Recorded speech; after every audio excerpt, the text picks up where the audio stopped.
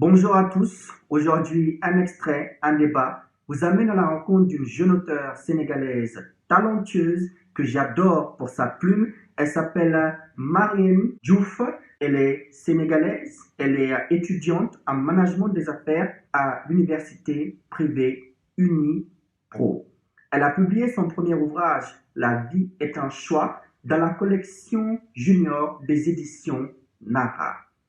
Pédophilie, grossesse non désirée, débauche vont rythmer la vie de Cindyella, jeune sénégalaise issue d'une famille aisée pendant presque toute son adolescence, c'est-à-dire de la période où elle a reçu des attouchements quand elle était jeune jusqu'à son entrée fracassante au lycée. Je vous invite à découvrir immédiatement un extrait de son livre. Un jour, mon père Fallou et ma mère Aminata rentraient, accompagnés d'un homme. Enfin, pour moi, c'était un homme. J'avais 5 ans, et lui dans les 17 ans. D'après les dires de mon père, il se trouvait être un garçon qu'ils avaient ramené du village en tant que boy pour s'occuper de la maison. Ma mère ne disait rien, et était toujours d'accord avec les décisions de mon père. C'était une aubaine pour elle, car il pouvait l'aider dans les travaux domestiques, hormis la bonne.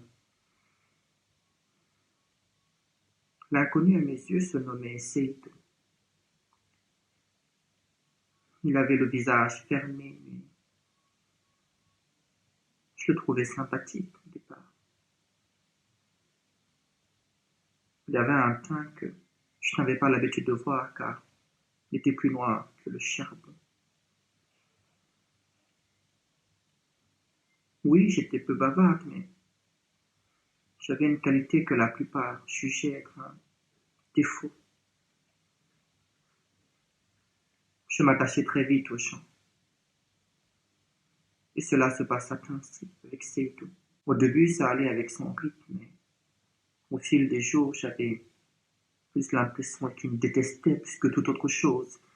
Il me criait dessus quand je faisais des bêtises et osait même me frapper quand je l'énervais. N'étais-je pas une enfant? N'avais-je pas le droit de faire ce que je voulais, tant que ce n'était pas mauvais? La plupart des souvenirs de mon enfance sont flous. Heureusement à une chose, les gestes déplacés que Seydou avait à mon égard. J'ai presque tout oublié, sauf les fois où il me tirait par la main vers sa chambre, qu'il me déshabillait, qu'il me souriait pour me rassurer, qu'il touchait les parties non développées de mon corps, qui se déshabillait, s'étendait sur moi. Non, il ne me violait pas. Il s'amusait. Il ne violait pas mon corps, mais mon innocence. Les années passèrent et je grandissais.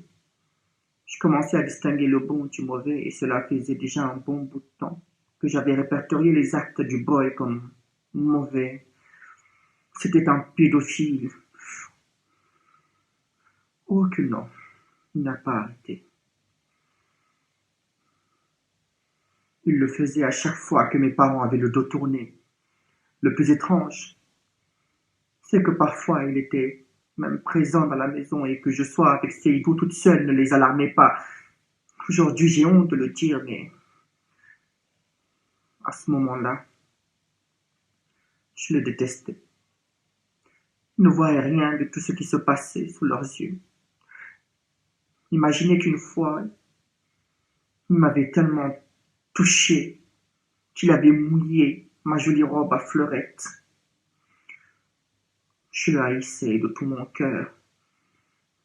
Je ne voulais qu'une chose, qu'il meure. Voilà pour cet extrait que j'ai lu avec beaucoup de haine, beaucoup d'émotion, parce que malheureusement le sujet de la pédophilie est un sujet qui me touche. La violence qui est commise sur des enfants innocents, pour moi, est une chose inadmissible. Ce qui nous amène néanmoins à notre sujet du jour, je pense, qui s'impose à nous, ça va être celui de la pédophilie, mais surtout avec quelque chose d'important qu'a dit Cindy-là. Elle a détesté ses parents. Pourquoi? Parce qu'elle leur tenait responsable de ne pas voir les attouchements dont elle était victime pendant son enfance. J'ai donc presque envie de dire une chose. Lorsque la pédophilie se passe sous le toit d'une famille, c'est la responsabilité des parents. Affirmative, négative, débattez.